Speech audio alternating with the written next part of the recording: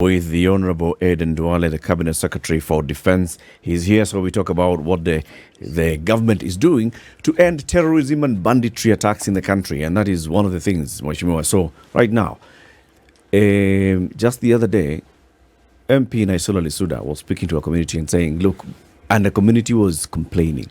We have been talking about insecurity in our area for years. We know there's a government operation taking place.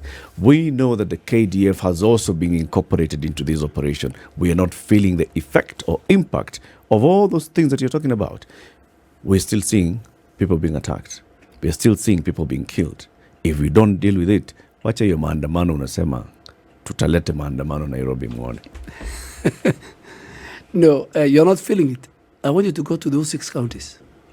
Please take a crew, go to those 6 counties. Our crews, Mheshimiwa, are in those 6 counties. And the stories that have come with Samburu, people complaining. We talk about Baringo, people complaining. Elgeyo Marakwet, people complaining. Yes. I agree with you. There are some isolated, premeditated killings. And why do I call it isolated, premeditated? We used to have bandits moving in groups, attacking a manyatta, taking over 200, 300 heads of cattle. You have not seen that in the last 1.5 months.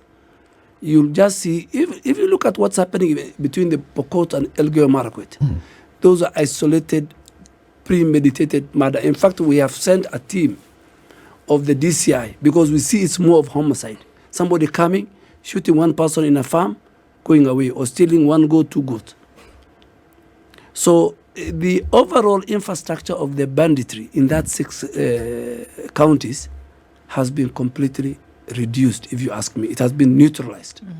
What we are doing, you're going to see in the next 2 weeks, is that we are rebuilding back schools. Already we have a list from all the 6 counties. Our team of engineers, the engineering brigade of the Kenya Defence Forces, will be on site from next week. We want to build all the schools. A number of schools have now been reopened. We want to bring back all the children back to those schools. If possible, turn those schools into boarding schools and make sure government gives food to those children throughout the year. It becomes a policy. So one of our key areas is to bring back children to school. We have already opened all the roads. There were roads which were never passable.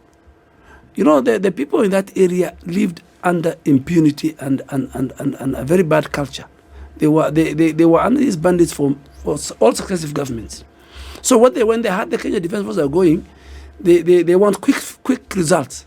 They want, like, in 1 week, we should. But take into consideration the terrain of that area, how remote it is. Even the constituency called Tiati alone is about 60% of Baringo County.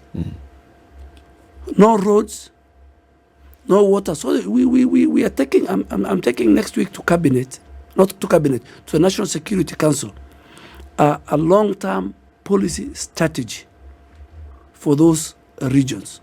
What do I mean? A Marshall Plan, that government must invest in more water pans.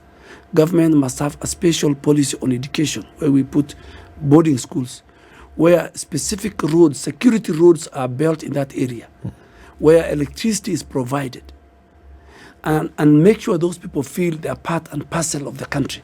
For many of them, they are forced into this trade because of the historical marginalization. So I think it's a whole program, but I want to assure the people of Kenya that Kenya Defence Forces there are now under Article 241, sub-article, I think 3B. If it means telling the police to get out and we go in and we apply Article 241, I think 3C, like it was done many years ago under the old constitution in Mount Elgon, we will go. Because, in summary, if we don't fix this problem, we will have what is happening in DRC Congo. We will have what is happening in Mozambique. These pastoralists, these bandits will be enticed. They will entice other terrorist groups with a bigger capability to come and join them. And it will be very difficult for our country to handle later. So we better deal with this matter once and for all. And what was lacking was the political will. I remember when I was the leader of majority, every time there's an incident and an operation is sent, after 3 weeks, the leadership of that region, that county, will go to the president, Uhuru Kenyatta, and they will cry, whether from Samburu County or West Pokot or Turkana or Elgeyo. And the president will now tell the commanders, come back. But this time, I want to assure the people of Kenya, this administration and the president's political commitment is there. We will be the administration that will finish banditry, not only in North Rift, but even in the whole of the northern Kenya. So, Waziri, are you saying that now what we're saying is because all of whatever action might be taken by Kenya Defence Forces or anybody else, the thing that is going to catalyze or guarantee that this will come to an end is political will? And I'll add some things to that. We saw that the CS for Interior going into the area and talking about, look, I'll camp here if I have to, has been there several times. But then, we still see the same kind of action happening. The guarantee that folks are looking for is, what is it that will be done differently beyond the political will? I can want to do something, but if I don't actually do it, I won't, you won't see any result. So what is a guarantee that people can go home with literally every day, knowing that this thing will come to an end? Yes, first let me give the commitment. And I want to be judged by this as a Minister for Defense. This administration will bring an end to banditry in North Rift. It can take 1 year, it can take 2 years, it can take 6 months. We will bring to an end. Secondly, as you said, yes, it's the same thing. People want quick fix, and this is a systemic. It needs a community view to be changed. It needs community livelihood to be looked at. It needs the education of those young people to be looked at. So there are many other factors that are important. But I think even you people will agree with me that we should not have a part of our country that is chaotic, that is ungovernable. So, and not only from the security point of view, that part of the country must be like other parts of the country. You must catch up with the rest in terms of development. There must be roads. There must be a deliberate effort and a farmer. What's happening? There are people in various parts of those regions who feel like they have not felt the presence of this major security operation. Speak to them directly. First, I really want to ask the people of that region that what they have gone through many years is hell. Any responsible government should not have allowed that. Their children have all the rights like other children to go to school. Their roads must be opened and tarmacked. They must be given enough water.